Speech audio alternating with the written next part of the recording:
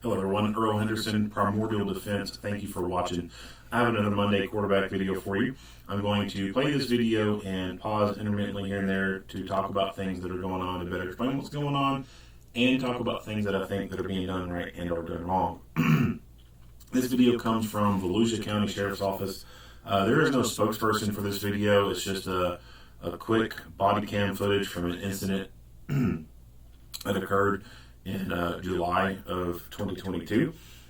From their YouTube page, under the information, they wrote, this morning, deputies responded to a report of two boys playing with a gun in a vacant lot in Oak Hill. The reporting parties indicated they heard a gunshot and went to check to see if anyone was injured. One of the boys then pointed the gun at their car, which was occupied by two adults and three children. A responding sheriff sergeant heard and witnessed additional gunshots as she approached and ordered the boys out with their hands up. The boys, both aged 12, were taken into custody without incident and charged with discharging a firearm and possession of a firearm by a person under 16. The boy who pointed the gun at the witnesses was also charged with aggravated assault with a firearm.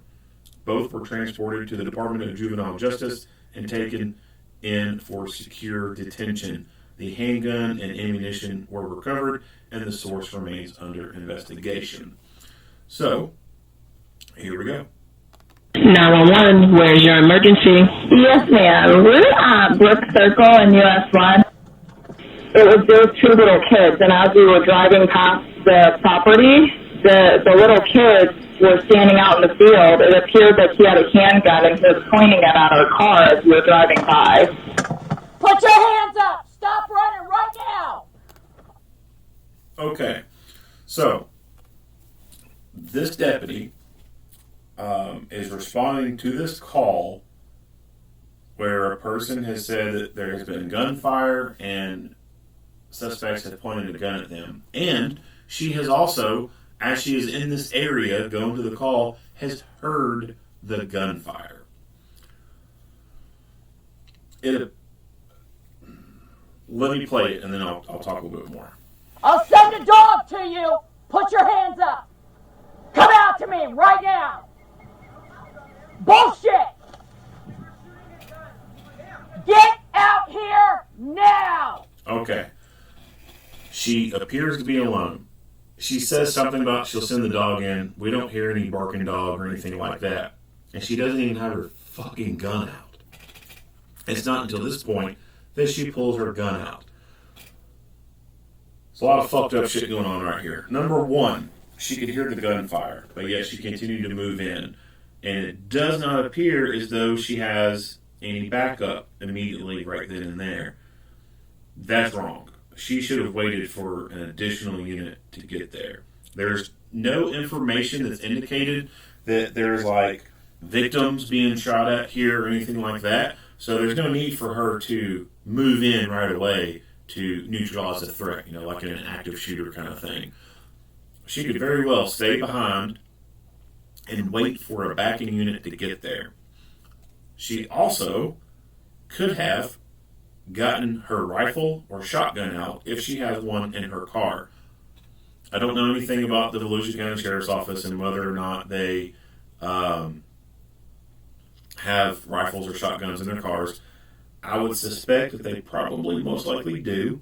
And even if they don't have them in all normal patrol cars, her being a sergeant, if they were going to be only given a certain amount of rifles and shotguns out, it stands a pretty good chance that she probably has one in her car, because typically when it becomes or when it comes to items that are not in great quantity where everyone can have them, administrators usually give those to the shift supervisors, like pepper ball guns. Agencies don't issue every single officer with a pepper ball gun. They typically only give it to the shift supervisors. Before tasers became so prevalent, there was agencies out there that could only afford so many. And so what they do? Well, they gave the taser to the shift supervisor. Typically, a shift supervisor will keep themselves somewhat free for calls, and they can hop around the city as need be and back up people more easily. So the taser was more fluid in that sense. Anyway, she didn't wait for backup. If she had a rifle or shotgun in the car, she didn't get that out and charged up and ready. And when she did get out of the fucking car, she didn't even have her damn handgun out. It wasn't until this point that she drew her gun and then pointed at people. After the fact, she got sent to this call where she knows gunfire or gunplay is involved. Someone has had a gun pointed at them, and then she's in the area looking for it. She hears the fucking gunfire. She knows there's guns. Why in the fuck is she not ready for the fight? That right there annoys the piss out of me. If these two little shitheads were wanting to fight, they could have had one up on her, and she would have been behind the curve.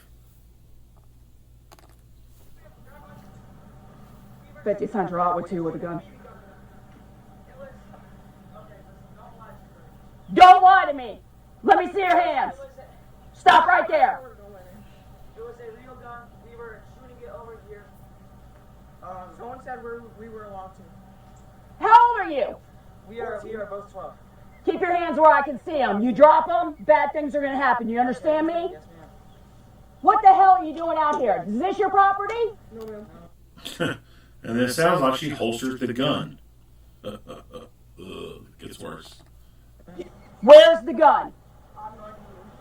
I saw you with it in your hand. What do you mean? Lying to me is not a good deal, dude. Can you take me home? No, I can't. Can you take me home? Oh, shit. But respect to you.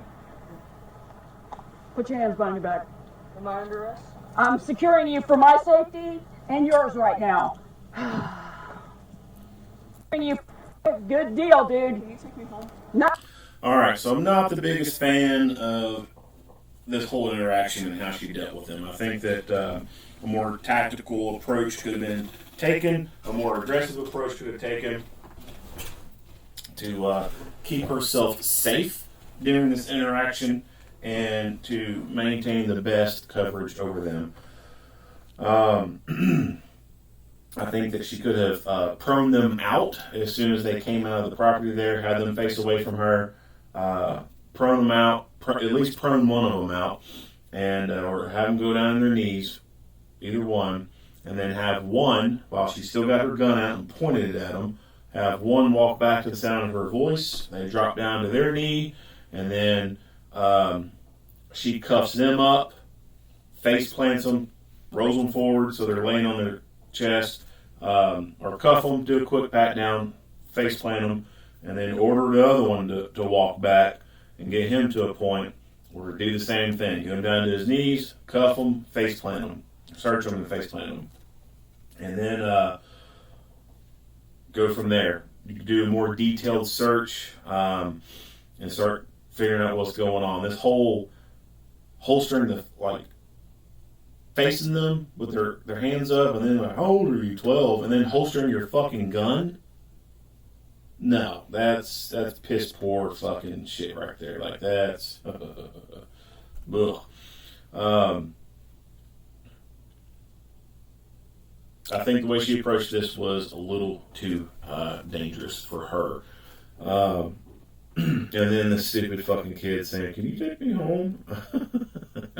Something tells me this is probably not the first time this little shit has been involved.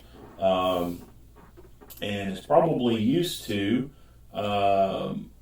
or knows that most of the time it's not going to involve them being taken to jail. A lot of people don't understand how the juvenile system works. Now, each state's a little bit different, and the same with adult stuff too. But when it comes to juveniles, each state's a little bit different. But generally speaking, the majority of the states have their laws set up where it's very lenient on juvenile offenders. And a lot of times, for juveniles, when they get caught for stuff, they don't go to jail. They don't go to juvie hall or juvenile detention, whatever youth center, whatever fucking name your area has for the kid jail. They typically don't go there their first time around. They get released to their parents. And so, right off the bat, he's talking about this officer taking him home. So that tells me that either A, he's been involved in it before, and he remembers that, you know, they just take you home instead of taking you to jail, or he hangs out with enough shitheads that's been their experience. They just get taken home instead of being taken to kid jail. So there are a lot of juvenile offenders out there who do a bunch of shit, and they never see any consequences for it, and so they never learn from their mistakes. It doesn't seem as bad of a thing to them. Like, oh shit, you know, I got caught doing this, they just took me home. Fuck, I'll do it again.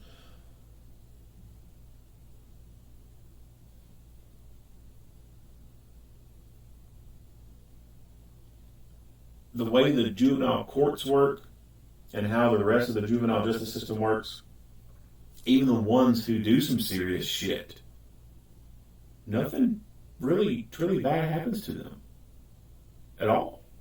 And it's mind-boggling. It really is. There are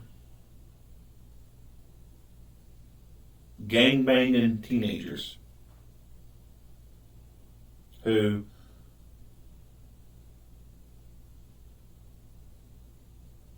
have lived a life, you know, as a teenager, you know, their life has been short already, but they have done a lot of violent shit in the short amount of time they've been a teenager and adolescent.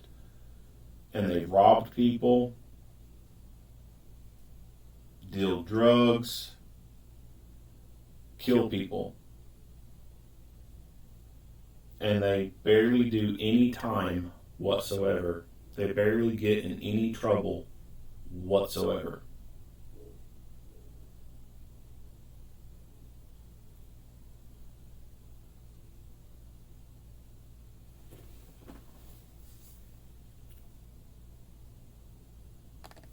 Oh, I can't. Nothing but respect to you. Put your hands behind your back. Am I under arrest? I'm securing you for my safety and yours right now.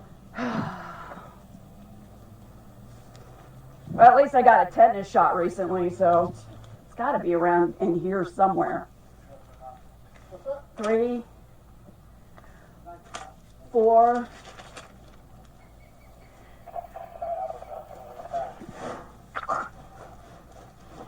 Maybe I should start yoga.